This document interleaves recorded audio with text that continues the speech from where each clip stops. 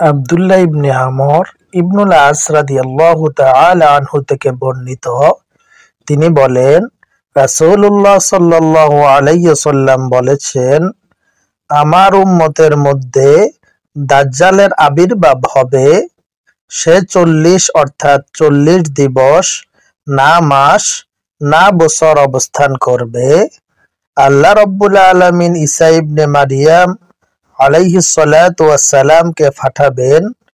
তাকে দেখতে উরওয়া ইবনে মাসউদের মতো মনে হবে। তিনি দাজ্জালকে খোঁজ করবেন ও হত্যা করবেন। এরপর মানুষ ৭ বছর এমনভাবে কাটাবে যে দুজন মানুষের মধ্যে কোনো শত্রুতা থাকবে না। এরপর আল্লাহ রাব্বুল আলামিন উত্তর দিক থেকে হিমেল বায়ু প্রেরণ করবেন। যাদের অন্তরে অনুপরিমাণ ঈমান রয়েছে তারা সকলে এতে মৃত্যুবরণ করবে। ঈমানদার ও ভালো মানুষের কেহ বেঁচে থাকবে না। যদি তোমাদের কেহ পাহাড়ের সুরক্ষিত গুহায় প্রবেশ করে, তাকেও এই বাতাস পেয়ে বসবে।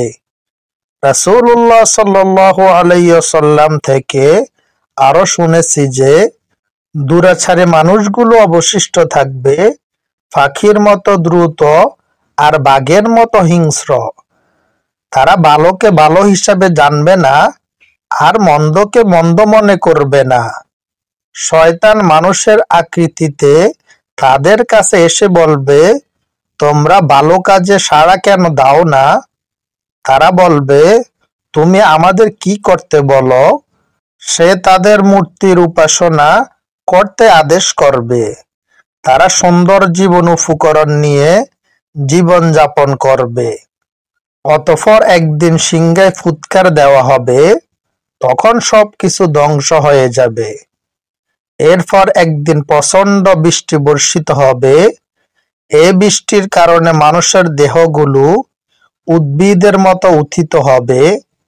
এরপর আবার সিংহায় ফুৎকার দেওয়া হবে, তখন মানুষেরা দাঁড়িয়ে যাবে ও এদিক সেদিক তাকাতে থাকবে।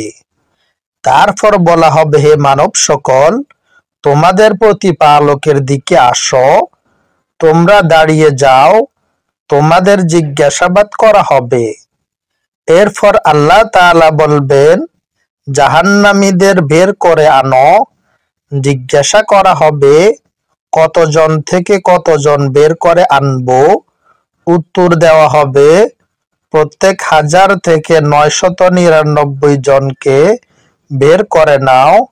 রাসূলুল্লাহ সাল্লাল্লাহু আলাইহি ওয়াসাল্লাম বললেন, সেটি এমন দিন যা শিশুদের বিদ্ধ করে দেবে, আর এ দিনটিতে আল্লাহ তাআলা নিজ পায়ের গোছা উন্মুক্ত করবেন।